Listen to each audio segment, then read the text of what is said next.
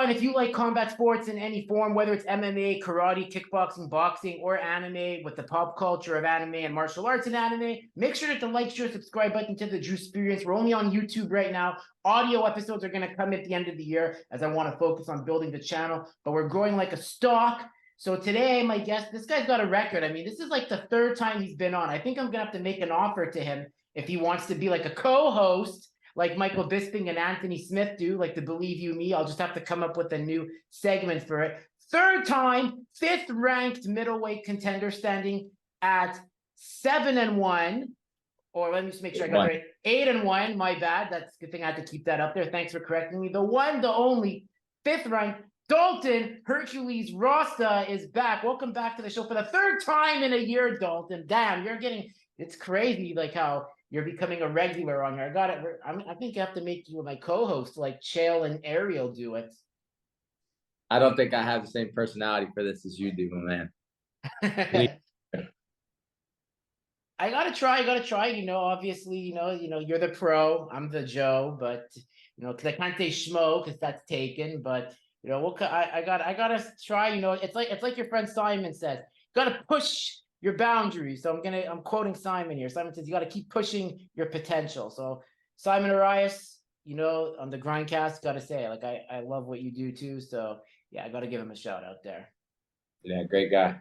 So how's it been for you? I mean, it's been a crazy summer, but other than that, like, you fought in August, and then obviously it was a bit it was like a bump in the road, as I like to say, but it's not the end. But tell me what has it been like for you, like in this process of having getting the first out, like what's it done for you, like both in the cage and outside of the cage? So I can't really say it's changed much. Mm-hmm. I made a lot of mental mistakes in that fight. I got tired. I overexerted myself. He stuck to his game plan. He executed it well and made me tired. You know what I mean? So cardio and endurance is a big part of fighting.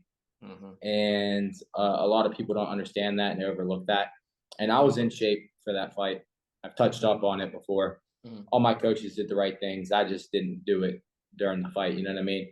Everybody has, bad days. We hope that they're in the gym, not in the fight. And up until this point, I feel they were all at practice and not up until the fight. And this time I felt like I just had a bad night come fight night. And there's a lot of things that went wrong during that fight that I can correct.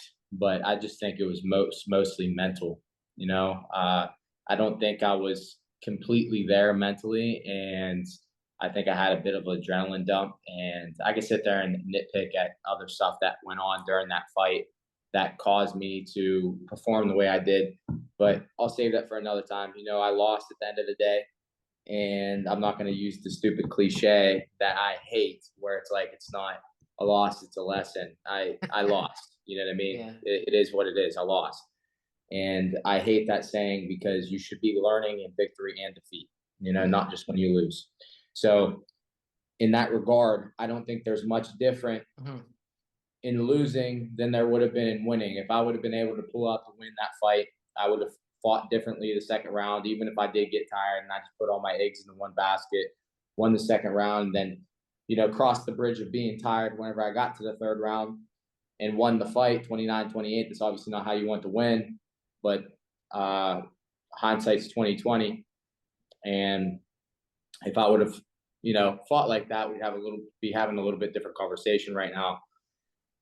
But at the end of the day, it is what it is. I lost, and whether I won or lost, I still pick lessons and things that I can touch up on, brush up, polish during the fight, and I don't think that's changed in this respect. I think all of this did was piss me off a little bit, so in sparring, in grappling and everything, it might just be a little bit more rough for my sparring and training partners. Yeah, I get that. The iron sharpens iron, especially, as I like to say, you and the current middleweight champ, Johnny, you guys have like some of the craziest wars you've said in the sparring room because you guys are both middleweights. But the one thing that I want to touch on, because before before you got your first L, let me ask you this: were there a lot of people that were trying to be like friends to get close to you to like try to be, hey, yeah, you're gonna do it, but then once as the saying goes, when you get that first L, you're gonna really see who your true friends are, and the haters are gonna, as they say, come out. So what was that experience like? Yeah, I see. I think you get a little bit of both. So on the one end of it, there's a lot of people that didn't reach out that usually were reaching out whenever I was winning, and that could be attributed to a bunch of things. There's been times where my friends lost, and I don't really ever know what to say in those situations. You know what I mean? It's an awkward time. They put their life into this sport, and then they don't come out with the result that they intended. So it's like there's not much you can say to that person that they haven't already said to themselves. So you kind of just don't want to add insult to injury. So there's been times where like I've held off for a little bit, especially whenever I feel like somebody might be getting swarmed with messages. I don't want to add to that pile of messages. Then they possibly don't see it anyways. There's that side of it. And then there's a side where like are the people that just are around whenever you're winning. But then flip that coin again, and there was people that reached out to me after I lost, telling me to keep my head up and, offering messages of like inspiration, I guess you would say. Yeah. And they never reached out to me, and I never even knew they were supportive of me whenever I was winning. So I got a little bit of both. I feel like I gained some new fans or learned of some new fans and supporters that weren't necessarily there or I didn't know were there before I lost. And then also I lost some that were there whenever I was winning, when the going was good. And then once I take my first loss, then they kind of like scatter. Yeah, that's the thing. That's like it's sad, but it's just part of the game when especially when you're in a field that they're like the rewards are amazing, but also the consequences are also so dire. And that's something that I like. I mean, I remember I reached out to you right away. I wanted to give it a day, but Dylan, who was there, because like I wanted to watch the fight, but Dylan was updating me like with like clips. So thanks, Dylan Rush, by the way, for that, because I had to. The day you fought, my stepbrother was leaving the country to move, and so it was a kid's goodbye party, but Dylan was like, I got you, don't worry, like I'll send you the outcomes in. Yeah, no, like, and I just like I felt like it's best, because I remember when Costello lost to Douglas Lima, I reached out to Costello like 3 days after. And that's the thing, like everybody wants to be on the come up, but then when you suffer that first like challenge or you get that first obstacle, you really see who cares. And it's the same for me when I took a break from social media. Like the one thing I learned was you really see who's going to take the time to actually genuinely check in to see how you're doing off screen. For sure, man. And it's never expected. I don't expect people to support me. I'm going to do this whether I have the support or not. It's what I want to do. It's what I love to do. I think this is what I'm meant to be doing. At the end of the day, I'm a fighter through and through, and I didn't have the performance, that I expected to have and the performance that I usually have. But sometimes, like I said, you have that, and I'm not going to sit here and make excuses for myself as to why I had that performance. I'm not that type of person. There's people, they suffer their first loss, and whether they had an injury or not, the first thing that they go to is like, well, I dealt with this all camp long. If that's true, keep it to yourself and your coaches. You guys know, but there's no reason to put that out there in the world. If it's going to make you feel better, you feel like you're softening up your image a little bit for the fans to try and like stay on the bandwagon, then I think this sport really isn't for you in the first place, because you're doing this for the publicity in my eyes. If that's what you're doing, if you're trying to come up with excuses as to why you lost and you're putting it out there publicly, then I truly think that's what's going on. But for me, I'm not gonna. If I had an excuse, I wouldn't tell you. True. Very true. So after that, you probably obviously took a break from being online, just want to get back in the gym. What were the activities you were doing just to get your mind off it and not think about it until it's time to get back on the grind? I couldn't do much, man. My knee was a little jacked up. And then my lower back, my spine, I got elbowed in the spine 2 or 3 times at the end of round 2, he started. I like tried going out the back door on a takedown on a single leg, and the cage was there, so I fucking ended up in a bad position, and my head's just between his legs, and I can't really fucking do much. And then he started raining down elbows on my back. I don't think he was aiming for my spine, you know, but a few of them hit. If you go back and watch, a couple of them hit on the right side, one of them hit on the left side, but then 2 or 3 landed straight down the middle. And I actually had a fracture. I got an MRI done and an X-ray done. I had a couple fractures in my L4, L5 vertebrae, and had a shift in my vertebrae by 3 to 5 millimeters. They estimated because of the strikes. So have to do like a little bit of physical therapy on my own and stuff. They wrote me a script to get it done with them, but I'm trying to manage it on my own while training because I want to get in there as soon as possible. Again, you know, to get that sting. Yeah, I get that. You want to eliminate that, get back in there. And I know you're trying to get a fight, but it just seems like that there's no really movement in the middleweight division right now, and it's kind of weird. Like, I mean, there's options you have. Like when I was looking at the rankings, you have guys like you could fight, like say Tokov, you could fight Lima's on your team, you could fight Khalid, you could fight maybe Gegard. I mean, who knows? Like there's options, but did they say what's going on? Is there a reason why there's been no movement? Khalid's injured right now. Okay. I asked for him. He's injured. And yeah, I mean, I really haven't heard much about the rest of the division. I don't know. And I honestly don't know what's going on with Bellator with all these rumors and stuff right now. I didn't think that this was going to happen this soon. But there's a lot of rumors floating around. So who knows? I was trying to get on the November card. It's looking like it's not going to happen. So whenever they announce one for December, hopefully I can get on that card because I want to get another one in before the end of the year. You know, I only fought once this year, and it was August. Had a 9-month layoff in between fights, which isn't good either. And I think I fight better when I'm active. And I think getting back in there sooner is just going to help me. A longer layoff in between fights and just waiting for the perfect fight isn't going to do me any good, I think. Right. That's very true. But you have an announcement to make. You did get some form of a competition. So what's the announcement you want to make about that? So I'm taking a grappling match in Pittsburgh for 247 fighting championships. They do a double header where they'll do on Friday night. It's called Sprawl in the Berg. And it's a grappling, like super fights, they call them. So it's just a jiu-jitsu match, but they're doing it in a cage. So I'm going to compete in that.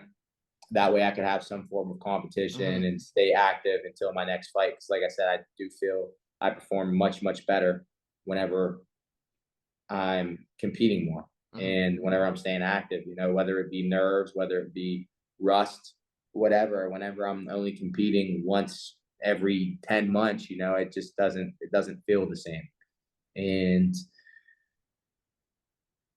this grappling match is a way of staying active. Obviously, it's not the way I want to stay active, but it's a way to stay active. So I'll be competing there October 20th, and then they have a MMA show the following night called Brawl in the Berg. So it's a little spin-off of each other. And there'll be some MMA fights, amateur and pro, that they have there. So I'll probably check those out, stay and watch.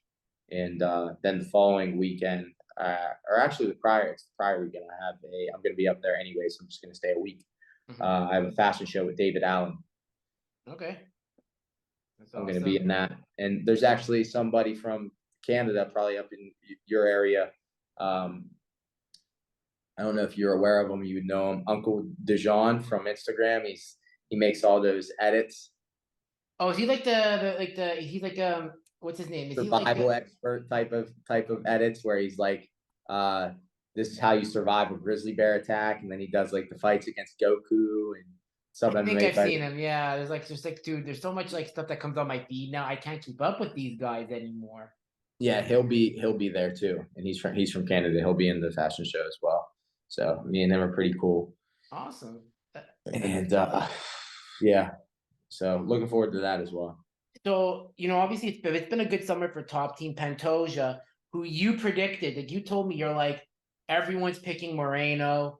and no one's talking about this guy. He's got 2 wins over him. Just wait till you see what happens. How good has the summer been though for Top Team in terms of like for your teammates like Alex, got Johnny who just went 14-0. But it's been a good summer for the team, it seems. Yeah, it's been a little up and down.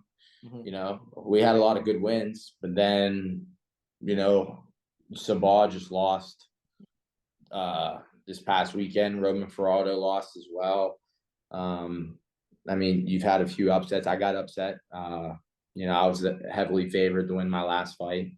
And, you know, I was probably one of the most hyped up prospects. And then, you know, we all know the result of the fight. So there's a little bit of ups and downs. You know, there's been a lot of success, but there's been some failure as well. So it's just kind of like riding the wave of like sometimes the energy is really high in the gym, and then people are like, you know, they're trying not to have too high of energy because of like the situations that have gone the prior weekend or prior weekend before that. So needless to say, the energy is usually always good in the gym. There's very few times that you come in there and people are a little bit down, but regardless, people are going to be training hard. The gym's always packed. You know, it weans out towards the end of the week though, because you see who's there and who's going to be committed and who actually wants to win. Because wrestling day to day, there was probably 80 people at wrestling practice, you know, in the gym, and then tomorrow they'll be like, they split sparring sessions by 10 a.m. and 11 a.m. They do 170 and below at 11, 185 and up at 10. And you see a little bit less people on sparring days, then you see even less on Wednesday, and then even less on Thursday. And Friday, it's pretty minimal. Saturday for light sparring, like there was 5 people there. So, yeah, it's still a grind. It's still rough. People are still in there working, and then people are getting beat up a little bit. So that's why it filters out towards the end of the week as well. That's awesome. And I wanted to ask, because you know you're a Top Team. It's a very renowned gym. Are some of like the legends that have retired? Are they still coming? Like Hector Lombard. I know Joanna does come in. Jorge. Do they come in too for training still, or they just come in to like talk to you guys, give you advice on career and all that? I think Joanna's starting school at Harvard now. So I don't know what she's going for in a degree, but she started school. So she hasn't been at the gym recently. And then Jorge, he's been busy with his promotion. So he's had a lot of business work to do. So he hasn't been at the gym much either. Dustin Poirier is getting in there a lot. He's been back and forth between Louisiana and here. You still got some of the legends like Junior Dos Santos that's in here training all the time. He still has fights coming up. Amanda Nunes left, you know, maybe like a year ago. I don't know what happened there. I hate to speak on something I don't know anything about. You know, she's a very nice girl, great fighter. I don't know what went on between her and the coaches and the gym, but they went their separate ways. And then you got who else did you ask about? Hector Lombard. Yeah, he's not here. He hasn't been here for a while. I think he got kicked out after he like tried like fighting somebody for real. Like I don't know. That's just what I heard. Damn, so, Hector. It's true either. I don't know if it's true either, but Hector's a pretty like rough guy. You know what I mean? If you're gonna talk shit to him, you better expect to be hit. You know what I mean? Yeah, you also have Yoel Romero too, but I don't know if Yoel's still a Top Team. I've never seen him at the gym ever since I've been here, man. He's never been here once when I have. Damn, that's crazy. And then you had Colby. We all know about Colby. Like, it just seems like everybody just could not get along with him. I mean, I don't know about you, but I've never met him. He left a couple months before I got here. Oh wow. Okay. So you came like right after he decided to leave because of all the. I've been here since August 2020. I think he left like during like when shit was shut down for COVID. Yeah, that's true. Yeah, that's crazy. So that's nuts. But it's good to see that everyone's like kind of like the legends are kind of like finding success, and but they're helping you, people like you, Johnny, Pantoja. And like how happy were you? Were you happy to prove everybody right when Pantoja won the title? Because they said everyone thought Brendan was gonna win that. No, I don't want to say happy, because this is how people get in this sport, where they're like, every fight, everybody has an opinion. You know, like for example, my fights, every single time I fight somebody, you see people like saying, "Oh, Dalton's gonna lose." Like, I'm putting the house on fucking Tony Johnson. I'm putting the house on fucking Romero Cotton. But you see this shit all the time, and then they lose, and then they're quiet. and you carry those haters with you your entire career. And then as soon as you lose, like I seen it with me, like all the people are like, oh, I told you he was a fraud, he was exposed, blah, blah, blah, blah. It's like even a dead clock is right twice a day. And I love that saying because they're like waiting for those moments like where like they don't like a certain fighter. So they're gonna, as soon as they lose, they're gonna be like, I told you so. So me being on the other end of that, before I was even on the other end of it, see it as a professional athlete all the time. There's a lot of haters in this sport, so I don't want to be the fighter where it's like I was rooting for Pantoja the entire time. So as soon as he wins, I go out there and like I told you so. You know what I mean? Anything could happen in the sport. If I would have been wrong, there would have been a lot of people telling me I told you so. So I'm not gonna turn around and rub it in their face the same way that they would have done it to me. Yeah, that makes sense. It's like you gotta that makes sense. It's like it's because there's everything is so unpredictable in this sport. The only thing I will say that I'm hoping is that now everyone's becoming a Stipe fan all of a sudden because he's fighting John Jones, and it's like, okay, everybody fights John Jones. Everybody hates him. I know, and it's like I'm the only one that like it's me and my boy Mo that like is that loves John, and it's like he's like John is John, but you can't deny the greatness. But it's like, okay, so now you're a Stipe fan, but then if he loses, you're gonna all disappear. It's like what is that? So like I'm staying loyal. I'm a John Jones fan, win or lose. That's the one guy that I go to bat for like any time of the day. Yeah, and it's like I said, you see that shit all the time. And I don't want to reiterate it too many times, but how many times have I made a prediction in my fights and I was 100% right, And then I tried to make a prediction for this last fight and I was wrong. And all the haters let me hear about it. You know what I mean? And it's the same thing. Like even a dead clock is right twice a day. And then there's people like, oh, I'm so glad he got humbled. It's like, what is your definition of being humbled? Because you saying every single fight, this guy needs to be humbled or this guy got humbled, I'm so glad. That's kind of not humble of you to say. You know what I mean? So I think a lot of these people need to take a look in the mirror because their definition of humble isn't aligning with the way they're speaking about fighters online. They're talking about people that are doing things that they would never dream or ever think about doing because they're too afraid themselves. But as soon as that person fails or falls, they're the first person to tell them, I told you so, or they're the first person to kick them when they're down. And it's like a lot of these people, you kind of got to feel bad for them at the end of the day because it's like if that's the way they live their lives, that's a miserable life to live. You know what I mean? I'd rather fail doing something great than sit on the couch and point my finger and laugh at those that are.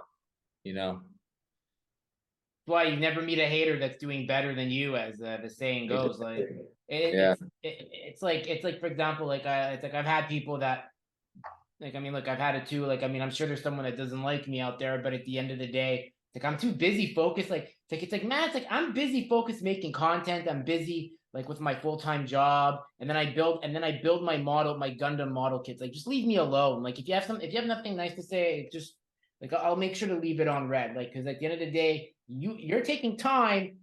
I'm to like have me live rent free in your head when you could be doing something more productive for society instead of hating on me or whatever. Yeah.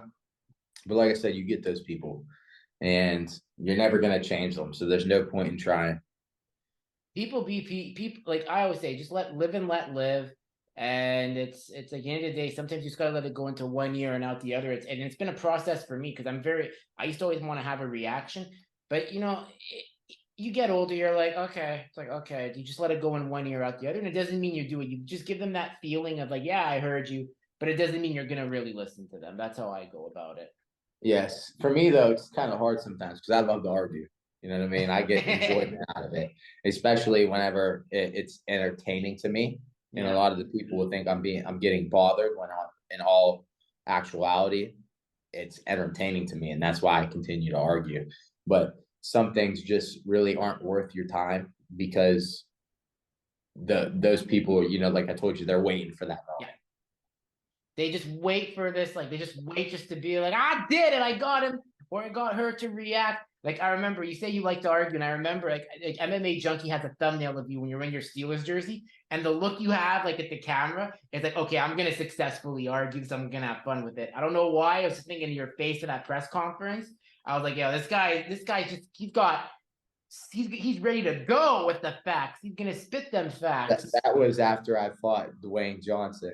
I remember exactly which picture you're taking or you're talking about. It was my post fight interview after I beat Dwayne. And that was it. And I know you said that was a very interesting fight, and because Dwayne was talking shit, and then yeah, you want to talk about cocky people. Jeez, that dude was cocky, but he had no reason to be. You know what I mean? Like when I'm cocky, I'm being cocky in prediction. This dude was just being a cocky asshole, like he had something personal against me. Like all my predictions about Jeffrey, none of them were personal. Like the dude's a good fighter. I can't take anything away from the dude. You know what I mean? At the end of the day, he really is a good fighter, and he beat me. He has really good cardio. He uses that as a weapon. He uses it to his advantage, and that's what he did against me. So I can't take anything away from him. But a lot of the shit that I was saying before the fight, I believed most of it to be true, and a couple things I was wrong about. And then there was also like the other things where I was just like trying to take little jabs at him. You know what I mean? Get under his skin a little bit. I didn't really mean it. Like there was one interview I think I did with a Bellator official, and they asked me what my opinion was of him, and I just got done sparring that day and had a really good fucking sparring day. It was like the best I ever felt. And like I just got done watching the interview, and I feel like he was trying to do like the same thing to me that I was trying to do to him. Like he was trying to get under my skin. So I just like heard that because I seen the tweet, because I got tagged in the tweet, and I seen the tweet, and it was like an interview. So I like clicked on and listened to a little bit of it, and he said something like, "I don't think he's as good as he thinks he is, and I'm gonna do this, I'm gonna do that." So they asked me on this interview like 5 minutes after I got done listening to that, and I was like, "Aaron Jeffrey fucking sucks." You know what I mean? They're like, "Really? You think he sucks?" I'm like, "Yeah, he fucking sucks." So that obviously was a little bit heightened emotion. I just had like a really good fucking sparring session, and I was fucking really high on myself. So I was like, and the mentality, like everybody fucking sucks. I'm the best fucking middleweight. That's what I was thinking. Yeah. And obviously I ended up biting my words on that one. But yeah, so like I said, a lot of that, like I believed most of it because I was confident in my own abilities. It wasn't really taking anything away from him. But some of it was, me poking at him. And the other part of it was, trying to like promote the fight and stuff like that. So, it is what it is at the end of the day. I shook his hand after the fight. I clapped for him whenever they raised his hand. I have no ill will against him, but I do want the rematch. You know what I mean? I do think I'm a better fighter than him. He just was able to employ certain game plans that worked well against me stylistically. And now that I've seen them in the first fight, obviously I don't think they would work against me the second time. So, everybody wants a fight that they lose back. That's something I really want back, because I just feel like I lost that fight more than he beat me, Right. Very true. So then you just had your teammate Johnny, who is making a case as one of the best middleweights on the planet too now, that's not in the UFC. And that's something where don't be pro promotion, be pro fighter. Because you guys have got Yaroslav too, Amosov, who's like welterweight Khabib. Yeah, what's it like to spar with Yaroslav? Because no one's talking about this guy. He's really good, man. If he gets on top of you, it's very, very hard to get back up. Like the dude smothers you. And like every time I've gotten out from under him, I have to use all of my energy. I have to explode, and then I'm out. You know what I mean? And it's like by the time I get out, I'm fucking exhausted. And he's just good everywhere. He's a good striker. He can pitter patter. He can touch, and move. He can hit you with some powerful shots. He can mix things up and be creative. He can spam certain moves over and over and over again against you if they're working, like a fucking video game. You know what I mean? He just changes shit up, and he's always keeping you on your toes. And his grappling, his jiu-jitsu, it's all very good. He's well-rounded. He's very, very good everywhere. And I truly believe he's the best 70-pounder on the planet. I don't think like people are like, oh yeah, Kamaru Usman's the best, Leon Edwards is the best, they're in the UFC. Yaroslav was the best in the world. He'd be in the UFC. No, that's not true. You know, like these dudes have families to support. They need to get paid to support their families, and they can't wait 10 years in the UFC to get a title shot. You know what I mean? When they could be getting paid triple, quadruple, and 5 times what they're getting paid in UFC initially in Bellator, and can get a title shot much quicker. You know what I mean? And be supporting their family along the way, the whole entire time, with maybe the eventual intention of switching over to UFC and eventually beating their champion along the way. But who knows what everybody's intentions are. And I think if they did a co-promotion event, or if he switched over to UFC, I think he beats everybody at 170. You know, I don't see anybody that can beat him, period, point blank. There's one guy that believes he could probably beat him, and I'm just talking shit because, you know, we all know how delusional he is. Bilal Muhammad thinks he's the best, but in reality, I think Yaroslav will just smother that guy. Oh, Bilal Muhammad's terrible, bro. And I hate like talking bad about fighters, but he's very unlikable. You know, he has like one of those personalities where he like thinks like the world's against him. You know, he's not getting a title shot because everybody hates him. He's not getting this because everybody hates him. Like he's better than so and so. He deserves this fight. Him and Leon's the champ now, and the fight ended because of an illegal eye poke. So he should be next in line to fight Leon. And it's like he's better than. And then he talks shit to everybody. And then he was talking shit about Sean Strickland, and Sean Strickland showed up PI and was trying to fight him right in person. And like the dude like has a completely different attitude than he does like in front of cameras than he does in person. You know, like. And then he sent out a tweet after Sean Strickland won the title too, saying, once I get the 170-pound belt, I'm going to go up to 85, and I hope Sean Strickland's still the champion, because that'll be the easiest double champ status ever. And it's like, bro, Sean Strickland will beat your fucking ass. Like the dude, like Sean Strickland, like he has a very like weird style that he's very hard to hit. And he's in your face the entire time. And Bilal Muhammad has shown that he does not do well with pressure. You know, I don't see that fight going very long. And the dude tried fighting you in person, and I don't think anybody there was going to press charges if you guys fought. You know, so you had the ability to do it right then and there. Did Johnny ever tell you how insane Strickland is though? But like how like he's really good, because I know Johnny before his Mousasi fight was training with Strickland because of that style. So what did I got to spar with Strickland too. I mean, really? We were only going striking though. It wasn't MMA rounds because he was fighting a kickboxer. He really wanted to spar with my buddy Marcus Perez, and because we just got done. So it was on a Monday night, so we did wrestling in the morning. Then I did Mike Brown's class, and I had a kickboxing class and whatever. And after the kickboxing class, like he was asking, he's seen me and Marcus going together, and he asked Marcus, he's like, "Are you a kickboxer?" And he was like, "Yeah." And he was like, "You want to get some sparring rounds in? I'm fighting Alex Bejeda, whatever." So he's like, "Yeah, let's do it." So I was just asked, like, "Can I jump in with you guys?" He's like, "Fucking sparring? I want to fucking spar." You know what I mean? That's the type of fighter I am. You know, I want to fucking spar. And we got to spar a little bit. We did like a round robin type of deal where like him and Marcus went together. Then I jumped in with Marcus, and then he jumped in with me. And then Marcus jumped back in with him, and then I jumped in with Marcus, like that type of deal. So I got to go like 3 or 4 rounds with him, and we're doing like 5-minute rounds, but it was striking only, you know, no wrestling at all, no jiu-jitsu. He was trying to like focus on the kickboxing. So I can't attest to his takedown defense, but Johnny said it's very, very good, so I believe him. And he's also said he's very good at getting back up to his feet after he gets taken down. But I can't attest to his striking. He's very, very hard to hit, and he is in your face the entire time. And what he was doing to Strickland was the same way he was like employing a style when he was sparring against me and Marcus. He just kept walking forward, you know, in that Philly shell, but like square straight towards you, and would like throw a teep and then a jab, teep and jab, teep and jab. And I remember after like the first or second round, because we probably went like 3 or 4 together. After like the first or second round, he just kept hitting me with a jab and a teep. And like it took a little bit to get his timing. I eventually started like parrying and slipping, but he caught me with quite a few jabs straight to the fucking nose before I figured him out. And he was like, "You're a lot harder to hit than your fucking Brazilian friend." talking shit like he always does. And then like the third round, like we kind of started going at it a little bit. And then like the end of like maybe it was like the fourth round, we went the very like end of it.